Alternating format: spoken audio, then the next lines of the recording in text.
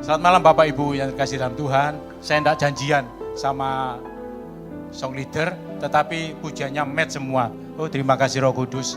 Ya, belas saya tidak kenal, bahkan tadi saya baru dikenalkan oleh Bapak Gembala kita, Bapak Yohanes Gunawan. Itu istrinya Yosua. Oh, baru tahu. Dan hari ini kalau saya ada di tempat ini, itu semua kekuatan daripada Tuhan. Beberapa tahun yang lalu, pertama kali saya melayani tempat ini, itu istri saya 3 hari itu telepon terus, jangan lali persiapan. Karena apa? Semua tugas saya batalkan. Karena apa? Pikiran saya gelambiar saudara. Tidak mungkin saya bisa melayani dengan baik. Dan hari ya, dia perintahkan anak saya nomor 3, Andrew yang hari ini ada di tengah-tengah kita. Ayo Pak, sudah jam 5, maunya saya batalkan saudara. Kak Seni itu sudah bolak-balik sama istri saya, ya dibatalin. Dan saya tempat ini bersyukur terima kasih. Karena Tuhan Yesus memberi kesempatan untuk saya bisa hidup lebih lama untuk mengabarkan Injil kasih karunia. Thank you Jesus. Dan thank you kepada istri dan anak-anak. Juga thank you kepada Bapak Gembala, Bapak Pendeta Yohanes Gunawan. Beliau ngomong waktu itu, kamu pasti bisa melayani lagi, kamu pasti panjang umur. Dan terbukti malam ini saya ada di hadapan Bapak Ibu Saudara sekalian. Beri kemuliaan bagi Yesus yang dahsyat, Yesus yang luar biasa. Saya akan bagikan berkat melalui pujian ini, dan melalui pujian ini kita akan dibawa kepada pemberitaan firman Kristus bersama-sama. Dengan sukacita kita naikkan pujian ini bersama-sama. Glory, haleluya.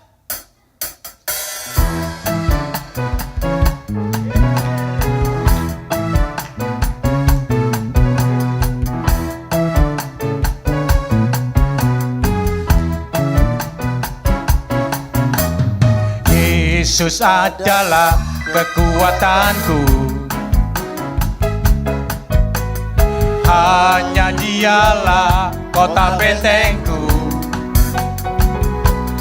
Dia yang memberikan segala keselamatan bagi dia orang yang diurapinya. Orang yang hina Dia tegakkan. Terima kasih Tuhan Yesus. Orang yang miskin Dia pun angkat. Karena siapa Dia? Dia Bapa yang adil, dalam perbuatannya selalu setia akan janji.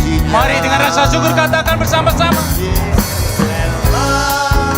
Kaya jadi miskin, agar apa? Agar kita semua jadi kaya. Allah Bapa berkaya kami dengan roh, agar nyata bahwa kami anak Allah. Sekali lagi dengan sukacita, amin. Yesus adalah kekuatanku, hanya Dialah kota bentengku. Dia yang memberikan segala keselamatan bagi dia orang yang diurapinya. Orang yang hina Dia tegakkan. Itulah Tuhan Yesus kita. Terima kasih Tuhan. Orang yang miskin Dia pun angkat. Siapa Bapa kita? Dia Allah yang adil, dalam perbuatannya selalu setia akan janji. Mari dengan rasa syukur katakan bersama-sama. Yesus rela kaya jadi miskin. Agar apa? Agar kita semua jadi kaya. Allah Bapa berkaya kami dengan roh, agar nyata bahwa kami. Mari lambaikan tanganmu, katakan dengan rasa syukur. Yesus rela kaya jadi miskin. Terima kasih Tuhan Yesus. agar kita Semua jadi kaya. Allah Bapa perkaya kami dengan roh agar nyata bahwa kami anak. Mari bertepuk tangan bersama-sama. Yesus rela. Kaya Ya, jadi dengan sukacita. miskin. Terima kasih Tuhan Yesus. Agar kita Engkau mengubah setiap kami, semua memulihkan jadi setiap kami, kaya. memberikan kekuatan kepada kami. Allah Bapa Perkaya kami dengan roh-Mu agar nyata bahwa kami agar nyata bahwa kami katakan bersama-sama agar nyata bahwa kami anak Allah. Mari beri tepuk tangan bagi Yesus yang dahsyat, Yesus yang luar biasa. Glory, haleluya. Silakan duduk kembali. Tuhan Yesus memberkati. Haleluya. Karena dia sudah menang atas maut, maka dia berikan kuasanya penuh di dalam hidup saudara dan saya. Mari kita masuk di dalam firman Kristus malam ini dengan judul Tuhan Yesus kekuatanku. Tuhan Yesus kekuatanku. Katakan bersama-sama, 2, 3. Tuhan Yesus kekuatanku. Kalau Tuhan Yesus kekuatan saudara dan saya, siapa yang bisa lawan? Nehi, tidak ada. Mboten enten saudara. Ya, no, tidak ada yang bisa mengalahkan dia. Dan iblis sudah dikalahkan 2000 tahun yang lalu. Efesus 6 ayat 10 sampai ayat yang ke-11 dikatakan apa? Mari kita baca bersama-sama 2, 3. Akhirnya hendaklah kamu kuat di dalam Tuhan, di dalam kekuatan kuasanya. Kenakanlah seluruh perlengkapan senjata Allah supaya kamu dapat bertahan melawan tipu muslihat iblis. Dan hari ini oleh kasih karunia Tuhan Yesus, saudara pasti kuat menghadapi musim kehidupan apapun. Dan yang pertama, orang yang kuat di dalam Tuhan. Yang pertama, dia mampu mengatasi kegagalan atau hambatan. Hidup ini tidak selalu mulus. Saya berpikir nanti setelah umur 60, saya punya berapa puluh miliar, kemudian saya serahkan kepada anak-anak, anak kami 3, ini, kemudian saya ingin ngelencer, plesir sama istri sama, sampai ke ujung dunia. Tetapi belum sampai itu terjadi, prahara menimpa saya. Dan hari ini saya bersyukur punya istri yang baik, istri yang mendukung saya, sehingga hari ini saya ada di hadapan Bapak Ibu, saudara sekalian. Orang yang kuat di dalam Tuhan, dia mampu mengatasi kegagalan atau hambatan. Kalau malam ini saudara bisa melihat indahnya lampu ini jasa siapa? Seorang yang bernama Thomas Alva Edison. Berapa kali dia gagal? Ribuan kali. Orang Jombang ngomong nek, saudara. Kalau itu dia ke 900, dia sudah patah semangat, maka hari ini saudara dan saya pakai pelita, pakai oblek. What is oblek? Ya orang yang tahun 70 baru tahu, saudara. Kalau anak-anak yang milenial ini enggak tahu itu oblek. Tapi karena kegigihan daripada Thomas Alva Edison, sehingga dia menemukan bahan untuk bola lampu. Dan hari ini kita bisa menikmati indahnya apa yang Thomas Alva Edison ciptakan. Orang yang kuat di dalam Tuhan, dia mampu mengatasi hambatan atau kegagalan. Dan yang kedua, orang yang kuat di dalam Tuhan, dia mampu mengatasi kepahitan. Kalau hari ini saudara ada kepahitan, mari nanti setelah ibadah buang, karena itu jadi penyakit. Saya saudara pernah punya kepahitan dengan orang yang belakangnya adanya hua. Jadi kalau saya lihat atau lewat di Pengampon, Kimwa, mangkal saudara. Kemudian ketemu lagi orang, saya dikenalkan, namanya siapa? Bunwa. Nah, dan saya punya seorang leader saudara, namanya Longwa. Tapi karena saya sudah terima Injil kasih karunia Kristus, saya tidak mangkel lagi, saya tidak marah lagi, saya peluk. Thank you leader, kamu orang yang baik hati, diberkati. Jadi kalau ada kata-kata tetapi ketika saya lepaskan pengampunan, ya, saya lepaskan kepahitan, Tuhan pulihkan. Dan bukan hanya itu juga, saudara. Ketika saya ada salah satu customer yang ada di Ngaglik, orang yang Buencekno ini yang membuat saya hidup susah. Saudara, banyak orang yang merit dengan bahagia, dengan sukacita, wah pokok seneng-seneng. Kalau saya dengan istri menikah dengan tenang. Kalau istirahat dengan tenang, meninggal dengan tenang, banyak sudah di Kembang Kuning. Tetapi saya dengan istri menikah dengan tenang, alias apa? Cuma teken tok, ya, yang ada di catatan sipil, waktu itu ada di Tugu Pahlawan, Pak. Ya, pulangnya sudah naik becak, saudara. Bayangkan, saya sampai, waduh, gara-gara orang ini. Tetapi ketika saya melepaskan pengampunan, kepahitan ini saya buang. Dan prakteknya, saudara, orang ini tampil, halo bos, sekarang sudah jadi lopan, jadi bos. Batin hati, tapi Roh Kudus ngomong, ayo ampuni.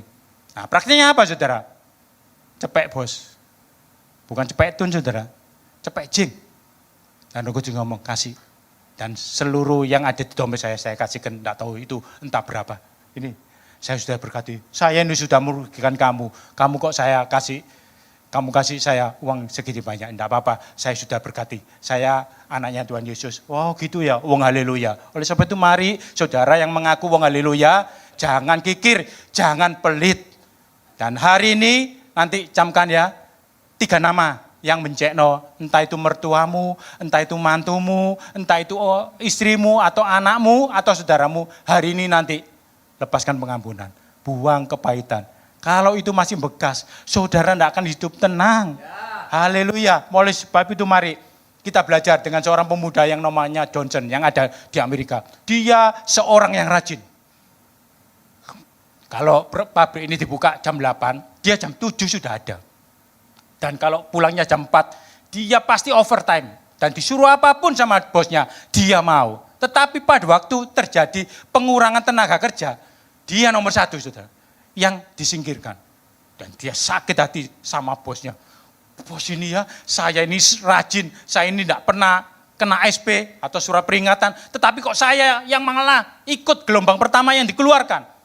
Berhari-hari dia panas hati. Dan ketika istrinya ya ngajak dia berdoa, dia doa. Kemudian Tuhan kasih ide, ya dia membuat bahan sabun. Kemudian berkembang jadi bahan bedak. Dan akhirnya saudara tahu hari ini ada di seluruh dunia. Siapa itu? Johnson & Johnson. Kalau saudara lihat merek Johnson & Johnson, ini orangnya saudara. Orang yang pernah mengalami kepahitan hidup. Dan ketika dia diwawancari sebuah televisi di Amerika, dia berkata apa? Hari ini saya bersyukur sama Tuhan Yesus. Karena apa? Karena saya mengalami kepahitan. Dan saya bersyukur kepada Tuhan Yesus karena bos saya memecat saya. Kalau saya tidak dipecat waktu itu, saya tetap jadi pegawai tetap. Alias apa? UMR saja. Tetapi karena saya dipecat, akhirnya hari ini saya jadi bos dan nama saya ada di seluruh dunia. Produk saya ada di seluruh dunia. Oleh sebab itu, tidak setiap saudara, kepahitan itu menimbulkan efek yang negatif. Tetapi hari ini, biarlah segala kepahitan kita buang di dalam nama Tuhan Yesus Kristus. Yesus hebat, Yesus luar biasa. Kasih tepuk tangan buat Yesus yang hebat, Yesus yang luar biasa. Glory, haleluya. Dan yang berikut, orang yang kuat di dalam Tuhan, dia mampu apa? Mampu mengatasi godaan. Kita baca satu ayat. Klik sekali lagi. 1 Yohanes pasal 2 ayat 15 sampai 17. Katakan apa? Janganlah kamu mengasihi dunia dan apa yang ada di dalamnya. Jikalau orang mengasihi dunia, maka kasih akan Bapa tidak ada di dalam orang itu. Sebab semua yang ada dalam dunia, yaitu keinginan daging dan keinginan mata, serta keangkuhan hidup, bukanlah berasal dari Bapa, melainkan dari dunia. Dan dunia ini sedang lenyap dengan keinginannya. Tetapi orang yang melakukan kehendak Bapa tetap hidup selama-lamanya. Tepuk tangan bagi Yesus Kristus Tuhan. Haleluya. Jangan mengasihi dunia. Ya. Ini godaan itu sekarang tambah berlipat saudara. Dulu ya kalau orang bercerai itu wah ketika tahun 80 ada tetangga kami yang bercerai, itu berbulan-bulan saudara, enggak berani ketemu dengan orang. Aduh, dia susahnya luar biasa. Sekarang enggak. belum bercerai, mau bercerai, seluruh stasiun televisi diundang. Saya akan bercerai karena kehendak A, kehendak Tuhan. Waduh, saya ngomong, wong iki gak waras ya. Kok cek gampang, mana ada firman Tuhan yang menghendaki perceraian? Tidak ada. Oleh sebab itu hari ini suamimu, istrimu, apapun keadaannya, terima. Dia orang terbaik yang saudara punya. Yes. Haleluya. Keinginan daging. Kita baca apa yang dialami oleh seorang pemuda yang namanya Yusuf. Kita akan baca bersama-sama 2-3 Kejadian 39 ayat yang ke-11 sampai ayat yang ke-12. 2-3, pada suatu hari masuklah Yusuf ke dalam rumah untuk melakukan pekerjaannya. Sedang dari seisi rumah itu seorang pun tidak ada di rumah. Lalu perempuan itu, Tante Potifar, memegang baju Yusuf sambil berkata, marilah tidur dengan aku. Tetapi Yusuf meninggalkan bajunya di tangan perempuan itu dan lari keluar. Saya kasih merah-merah, lari keluar. Ini selamat saudara. Tapi kalau Yusuf tidak takut sama Tuhan, dia akan lari ke dalam. Wes ketepaan, untuk gratisan. Tidak bayar saudara, karena Nyonya Potifar. Tetapi Yusuf takut akan Tuhan. Sehingga dia lari keluar. Hari ini godaan manusia banyak. Dari mata, dari apa saja, saudara, hobi, dari pekerjaan, dan sebagainya.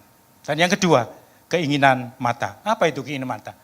Kejadian 3 ayat 6. Kitab Kejadian, pasal 3 ayat yang ke-6. Mari kita baca di depan saja, 2-3. Perempuan itu Hawa saudara.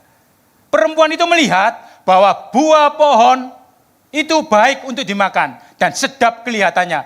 Lagi pula pohon itu menarik hati karena memberi pengertian. Lalu ia mengambil dari buahnya dan dimakannya dan diberikannya juga kepada suaminya yang bersama-sama dengan dia. Dan suaminya pun memakannya. Ini ketika Hawa lihat, buah ini apik ya. Waduh, akhirnya kepingin. Akhirnya itulah kejatuhan manusia mula-mula. Oleh sebab itu hari ini banyak yang bisa menggoda kita. Bukan hanya keinginan mata, ya, keinginan daging. Tapi kadang-kadang keinginan mulut, saudara.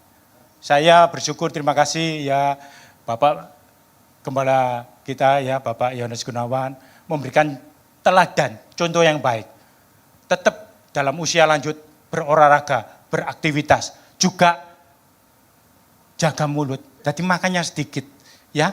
Kalau saudara seperti orang Beijing, wah, tidak lama saudara, pasti stroke, tidak lama pasti berangkat. Saya kunjungi seseorang, dan orang ini sehatnya bukan main.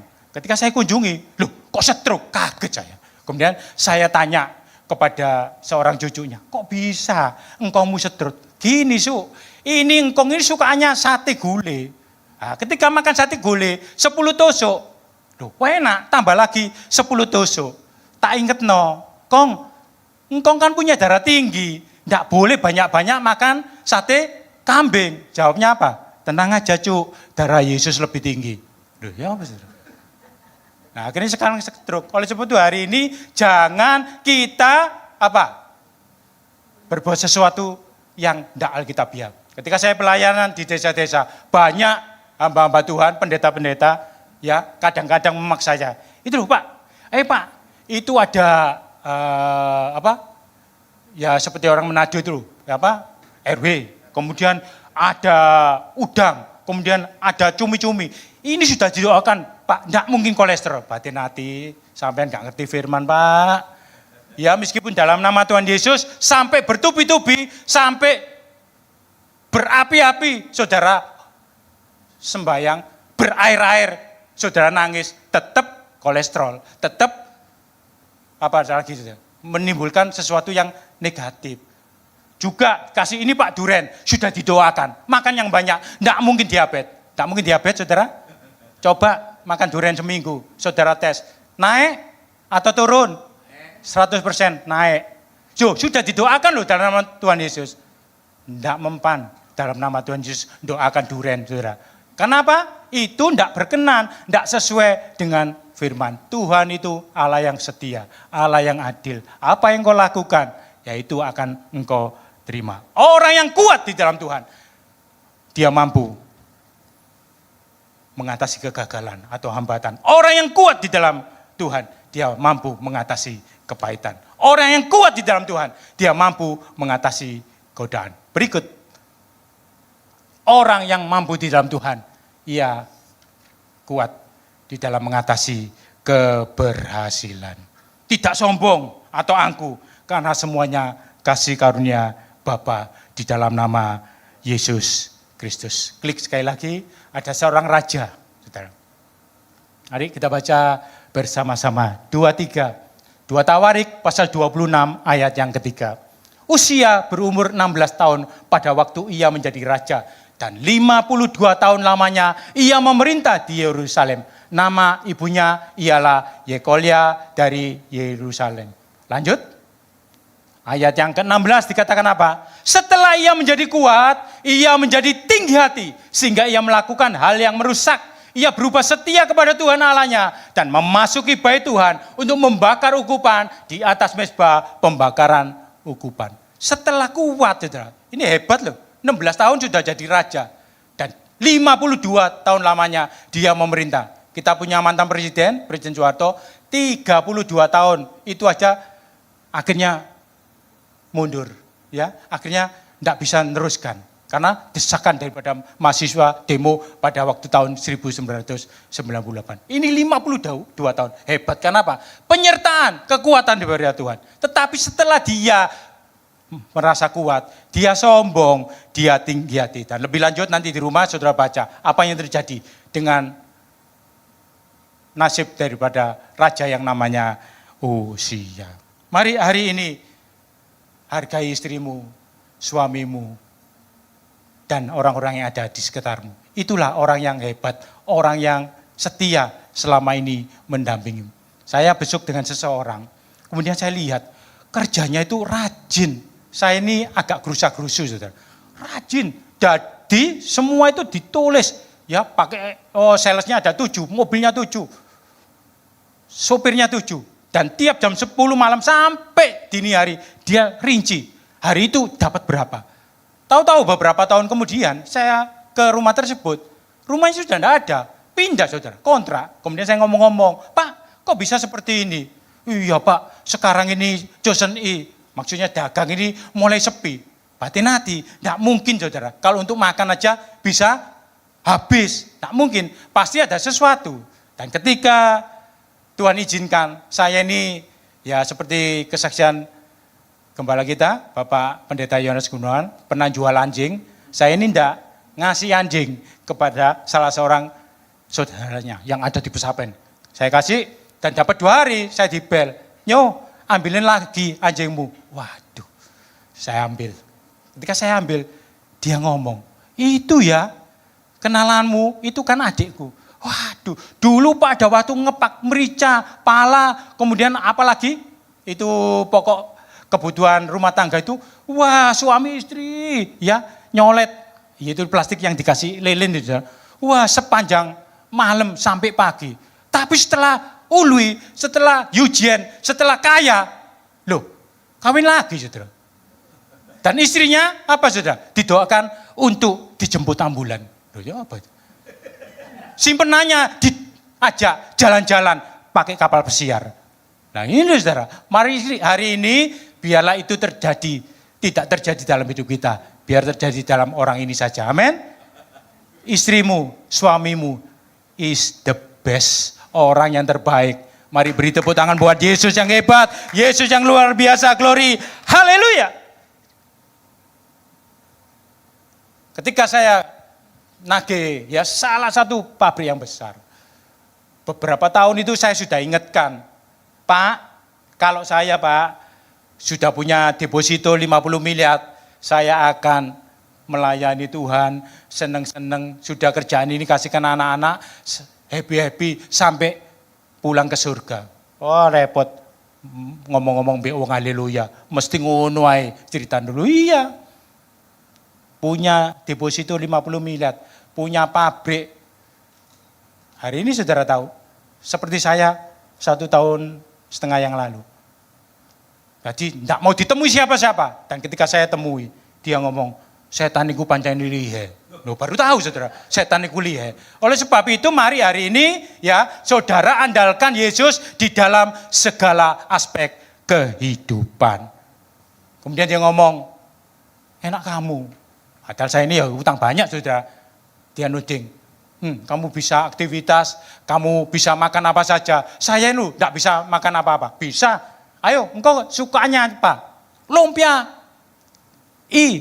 Saya carikan saudara. Tunggu sebentar, saya carikan makan.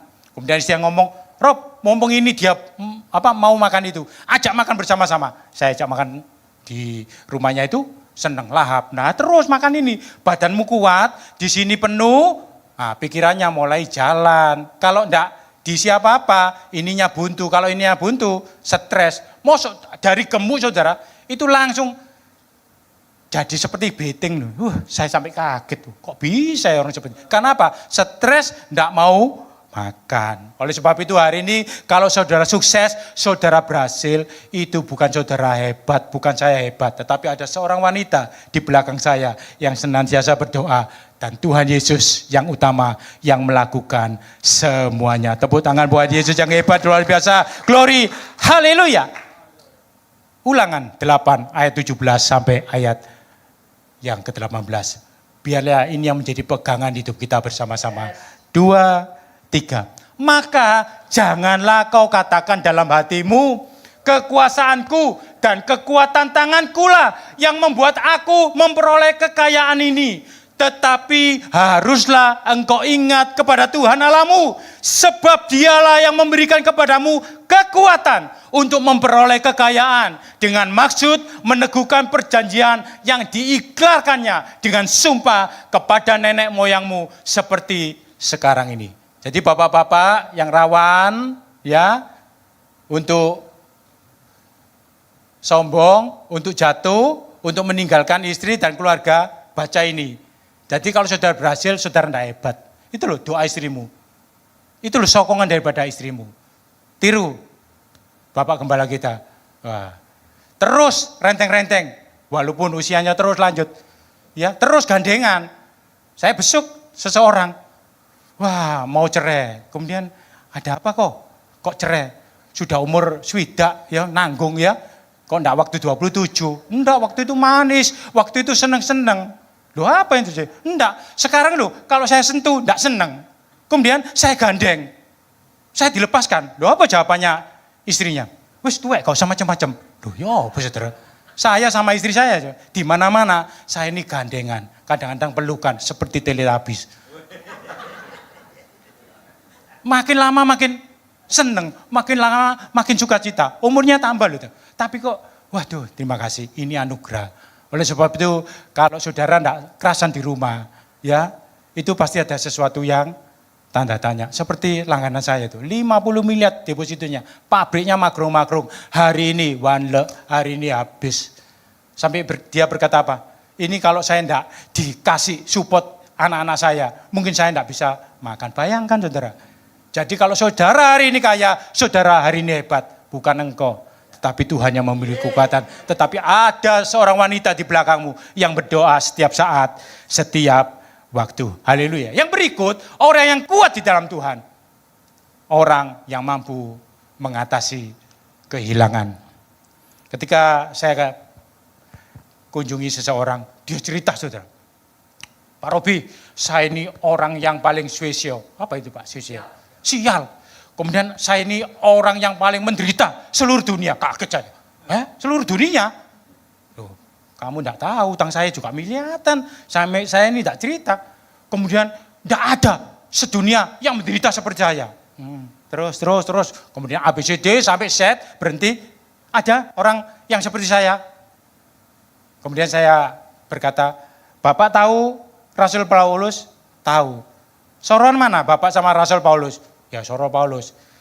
Sama Ayub, wah sama itu lagi, saya tidak ada apa-apanya. Oleh sebab itu hari ini jangan saudara merasa orang yang paling susah. Ayub itu loh, dalam satu hari seluruh hartanya ludes. Dalam satu hari juga 10 anaknya mati semua. Kalau 10 anak mati 1 masih ada hiburan, masih tinggal 9. Ini loh 10-nya mati. Tidak susah. Ayub tidak gini. Karena apa? Dia tahu kekuatannya ada di dalam Tuhan. Mari hari ini ya, Yesus yang kau sembah, itu Yesus yang luar biasa. Ketika tahun 2007, istri saya ini kepingin, Pak, selama ini kok kita beli itu kok mobil second, punyanya saudara, punyanya langganan, ya sudah, karena saya mengasihi dia, ada berkat, ya sudah, inden. Nunggu waktu itu Innova, saudara, 2 bulan. Ketika hari yang dinanti-nantikan datang, Innovanya datang, waduh, siang itu, ya ini loh orang desa kalau enggak pernah beli mobil baru, saudara. Aduh, bagus ya, Ciamik ya. Dan besok paginya jam 6 saya ngantarkan istri saya ke sekolah yang ada di Pitra, di Nyemuran Dayani. Dan pulangnya saya kaget, saudara. Ini mobil yang plat nomornya belum keluar, belakangnya keberet besar. Bluk. Kemudian di situ ada pembantu saya. Pak, mobilnya keberet loh. Kenapa? Ini tadi saya buka pagar, Pak. Nah, itu kan pagar ada cantolannya. Ini dibuka ini, nah dengan semangat 45, dia sodok. Jadi dari ujung kiri sampai kanan, semuanya beret. Dalam. Dia ngomong, ini berapa Pak, saya harus nganti. Saya ini memang orang bodoh Pak, dari desa. Dan dia mau ringkes-ringkes, itu pakaiannya mau pulang. Saya ngomong, enggak usah, Bapak sudah diberkati Tuhan Yesus. Ya, untung yang beret ini ya mobilnya, bukan orangnya. Oh gitu Pak, iya. Terus dia ngomong lagi, iya Pak, saya ini memang orang bodoh. Kemudian saya ngomong, Mbak, sampean ini enggak bodoh. Kamu itu enggak bodoh, tapi kamu kurang pinter. Loh mosok saudara, ini gagangnya pintu disorokan mobil sedemikian kuat. Sehingga apa? Rusak cukup hebat. Nah itu asuransi, saya harus kan. Kemudian ya Tuhan terima kasih. Kok yang beret, yang rusak mobilnya bukan orangnya. Itu aja cara berpikir saya. Oleh sebab hari ini jadilah kuat di dalam Tuhan. Amin. Yesus sumber, segala sumber kekuatan. Dan yang terakhir, orang yang kuat di dalam Tuhan. Orang yang apa? 1 Tesalonika 5 ayat yang ke-8. Orang yang mampu bersyukur di dalam segala hal. Mari kita baca ayat yang terakhir dalam ibadah doa malam hari ini. 1 Tesalonika 5 ayat yang ke-18. 2, 3. Mengucap syukurlah di dalam segala hal. Sebab itulah yang dikehendaki Bapa di dalam Yesus Kristus bagi kamu. Ucap syukur, susah, syukur, diberkati gitu. Sepi, terima kasih. Rame, terima kasih. Orang yang mengucap syukur, enak saudara. Enak. Saya sekarang intimidasi pendakwaan daripada iblis. Kamu mati, Kak. Aku ini miliknya Tuhan Yesus. Kalau Tuhan Yesus ngomong hidup, hidup. Iblis ingin saya cepat-cepat pulang ke surga. Tetapi Tuhan Yesus, Bapak saya, kepingin saya hidup lebih lama di muka bumi untuk memberitakan Injil kasih karunia-Nya. Haleluya. Dan kalau pendakwaan datang, ya apa? Pabrikmu sepi? Nah, sebentar lagi rame. Benar, saudara. Hari-hari ini banyak yang sepi. Saya cukup diberkati. Saya katakan di sini, loh, kita dibedakan. Saudara pun anaknya Tuhan. Ngomong kepada Bapak, dia Bapak yang baik. Bukan Bapak yang kejam. Dia raja yang penuh dengan belas kasihan. Bukan raja yang bengis. Oleh sebab itu utarakan segala maksud hatimu. Dan mengucap syukurlah di dalam segala hal. Dan malam ini sebelum saya akhiri firman Tuhan. Ada satu peristiwa yang ada di Texas, Amerika Serikat ya. Musik bersama song leader bisa kembali ke tempat. Ini seorang yang cinta sama Tuhan. Ibu ini kehidupannya biasa. Dan hanya dia membawa beberapa roti untuk pendeta, untuk pelayan-pelayan Tuhan. Dan semua tetangganya ngomong, wah kemalan, ya cari muka. Tapi ibu ini tidak menghiraukan semuanya. Dan satu ketika saudara, anaknya ketika naik kuda, jatuh dan kakinya patah. Semua tetangganya ngomong, itu loh, orang dikutuk Tuhan, semua naik kuda, enggak jatuh, anaknya jatuh, dan kakinya patah. Dan apa yang terjadi? Enggak lama kemudian, ada perintah bahwa setiap pemuda yang di atas 17 tahun ke atas harus wajib militer. Karena waktu itu Amerika dalam peperangan, sehingga seluruh pemuda di desa itu direkrut semuanya. Dan satu pun tidak ada yang kembali, alias meninggal di dalam pertempuran. Kemudian anak ini yang sudah siuman, sudah pulih dari patah kaki, nah, dia jalan-jalan lagi. Kemudian jalan-jalan, kudanya hilang. Ketika kudanya hilang, semua tetangga ngomong apa? Loh, sudah pincang, bawa kuda satu, kudanya hilang. Bukan itu saja, saudara. Ketika ibu ini kembali ke gereja memberikan masakan dan makanan yang bisa dia berikan, semua tetangganya mencibir. Oh, memangnya orang terkutuk, lihat anaknya, loh kudanya hilang. Beberapa hari kemudian saudara, malam-malam ada suara berderu kencang. Ternyata kudanya tadi yang hilang kembali bawa ratusan kuda-kuda yang lain. Waduh, waktu itu kan kuda berharga. Bukan itu saja, yang terakhir ketika dia bersyukur, dia berterima kasih, tahu-tahu rumahnya kebakaran. Tetangganya ngomong, itu loh orang yang terkutuk, ya loh, cari muka, ngasih hamba Tuhan, bela pelayanan, lihat rumahnya terbakar. Dan semuanya ludes, tidak ada yang tersisa. Tapi apa yang terjadi? 1 minggu api ini tidak bisa dipadamkan. Dan saudara tahu, ternyata di rumah ibu ini ada sumber gas yang sangat besar. Sehingga pemerintah Amerika beli dengan jumlah yang luar biasa. Itulah cara kerja Tuhan Yesus kita. Kadang-kadang menyakitkan, kadang-kadang pahit. Tapi ingat, Dia Allah yang setia. Nyawanya sudah diberikan dalam hidup kita. Masakan hal-hal lain Dia tidak sanggup memberikannya. Hari ini jadikan Yesus satu-satunya kekuatan di dalam hidupmu dan hidupku. Bersih.